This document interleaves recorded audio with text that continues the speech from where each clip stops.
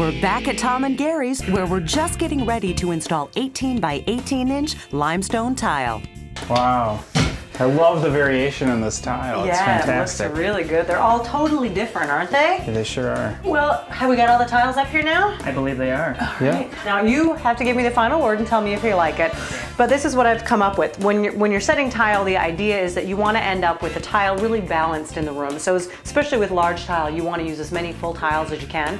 And you also don't want to end up with little cuts on either side of the room, especially at the entrance, because where you guys are is the place that everybody's going to see as they walk in the bathroom. And so you want as many big tiles also on this line as possible. Right. So since you guys have a bench going in right here that this tile is going to kind of die underneath, I wanted to do 2 rows along here, so you have almost 2 totally full tiles coming along this wall. And it's also on the straight shot to the other end for the shower and the toilet gives us a nice row of full tiles with about approximately a half tile cut at the end. So I think this is going to look the best. But what do you guys think? Are you feeling this so far? I love it. Yeah, I think this is it exactly. Especially with the 18 by 18. Yeah. You know, it's really going to feature the size of them.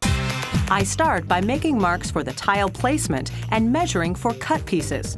Then it's outside for a quick tile cutting lesson. We're cutting big tile, so we rented a big tile saw, also called a wet saw. I measure for the cut and make my mark. Some people use the guide, but I don't use the guide. We're just going to line it up, pull the blade down, and line up our mark. Get it nice and straight. All right, we'll turn it on. Again, making sure our line is still right there. We're just going to pull this straight through. The water keeps the blade cool while cutting and eliminates dust. Wow. Beautiful. Looks like the guys are ready to give it a whirl. They have this down. I'm going to prep for the installation. We're going to start setting the tile over the warming system and come back and fill in the rest of the tiles later. The areas without the warming system will need to be built up with extra thinset. Again, this is a little more delicate work on top of the mesh here because we don't want to damage the new warming system. We use a 1/2 inch by 1/2 inch U-notch trowel held at a 45-degree angle to apply the thinset. We're only applying enough thinset for 1 tile at a time. All right, you want to do the honors? Yep, let's go. Just right up here in this corner. Yep, you just want to line it up right there. And we're based off of this line here, so we'll just slide it a tiny bit over.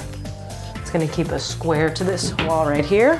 Now when we get the tiles down, the one thing that you want to do even with these bigger tiles is give it a little bit of a wiggle. You don't want to press it too flat, Okay. but you want to create a little bit of a suction in there and make sure that each part of the tile has adhered to the thinset. It's looking pretty good. Okay, that's the first of many. All right.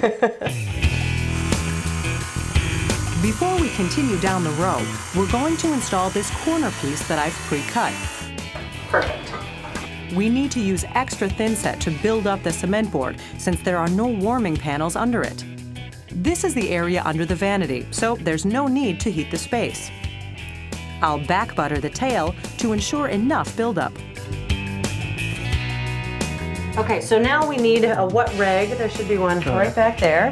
And I'm going to wipe off the thinset from the top of the tile because we don't want this to dry on there or it will stay on there.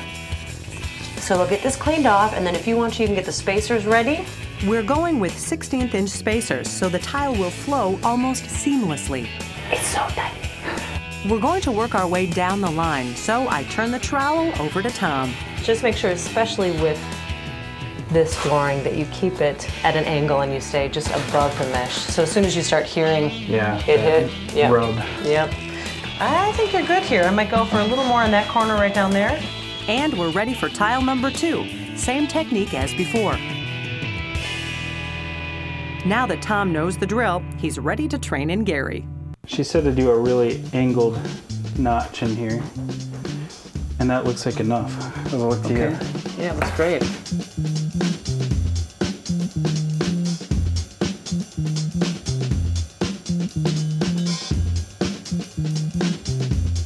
One down and 1,000 more to go.